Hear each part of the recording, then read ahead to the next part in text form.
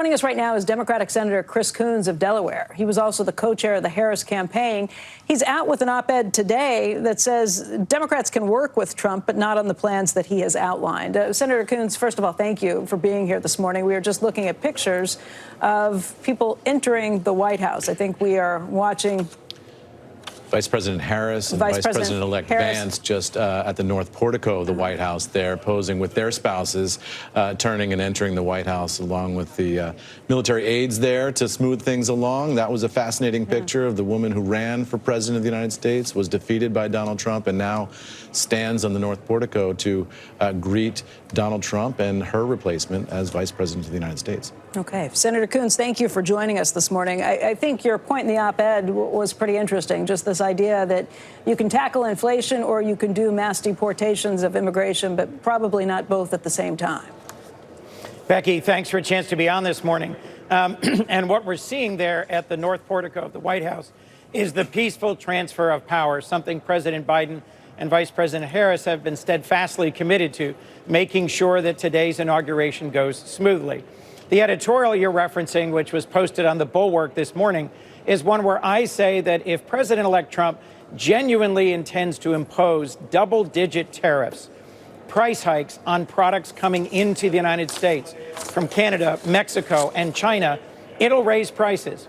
And in my view, a lot of Americans who voted for President-elect Trump did so because they were sick of high prices. And they'd like us to work together to grow our economy and to reduce the cost of things like housing and prescription drugs. But if we slap 25% tariffs on everything coming in from Canada, the price of gas will go up and the price of housing will go up, given how much oil and lumber we import from Canada. So that was my first point. The second one was that mass deportations, literally deporting millions of people, will also have an impact on our workforce, on our ability to deliver groceries and housing affordably to the American people. So we could work together, we should, on identifying, detaining, and deporting criminal aliens, those who've committed additional crimes against the American people. But those who are here without committing additional crimes, and that's millions and millions of people, are also contributing to our labor force. We should be able to find a way forward through this, both on tariffs, which act as essentially a national sales tax, and on deportation. Those were the two issue areas that I focused on in my editorial.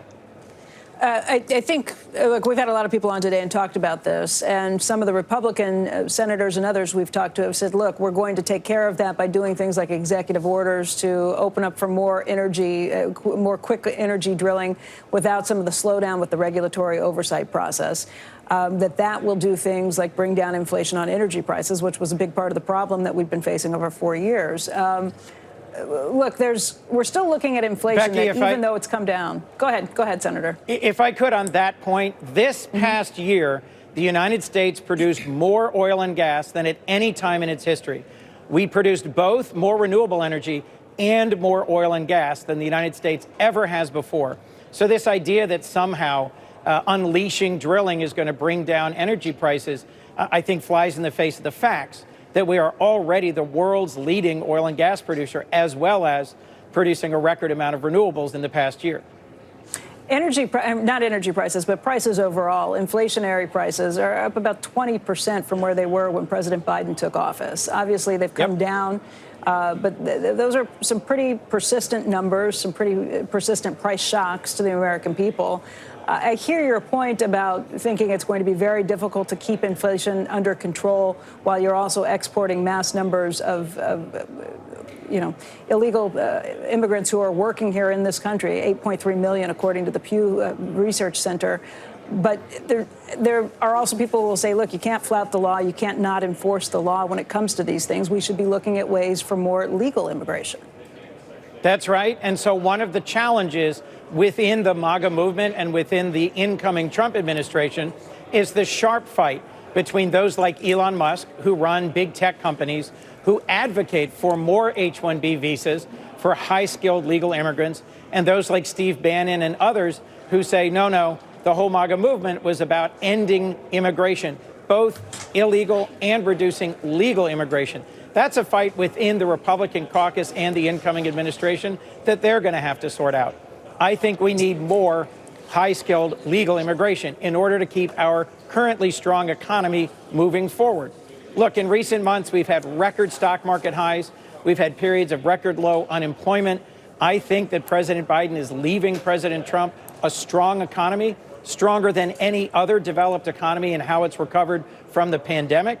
Yes, prices went up a lot because of the recovery from the pandemic.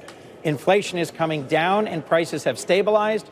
I look forward to finding ways we can work with the incoming administration to continue in that direction, because that's what Delawareans asked me to do.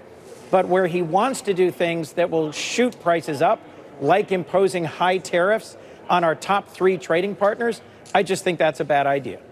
Senator, it's Eamon Javers here, and as you look ahead to this legislative session, I wonder if you think about Democrats being in the minority. You talk about working together with the incoming team, but I wonder if you can give us any insight at all into the strategy for Democrats to oppose some of what President-elect Trump is doing. Are you going to pick your sweet spots here to oppose things, or are you going to try to oppose across the board? And given the limited numbers that you have up on Capitol Hill, how do you expect to be able to do that? Well, the editorial I published this morning that I was just talking about emphasizes that exact point. We need to find places we can work together, because that's what the American people want of us. But we also need to stay true to our core convictions and values and oppose initiatives that we think are really not in the best interest of the American people. We don't know yet exactly what the Trump legislative agenda will be. He's issuing, I think, 100 executive orders today. And historically, there's been a big gap between what he says on the campaign trail and what he actually does. Is he really going to go to war with Denmark to try and take over Greenland? I don't think so. I certainly hope not. That would be profoundly disruptive and frankly unnecessary. So even in the last week, he's been talking about some things that I don't think are serious policy proposals. Could we find a way to work together on Greenland to increase America's engagement and defense? To open up this market to the development of critical minerals? I think we could. But we would have to do it in a way that respects that Denmark is a NATO ally and Greenland is a part of Denmark today. So there's different ways to go about the same goal. And I think in the coming weeks, we're going to sort out the difference between campaign rhetoric and governing reality. Senator Coons, thank you for joining us this morning. Thank you, Becky. Mm-hmm.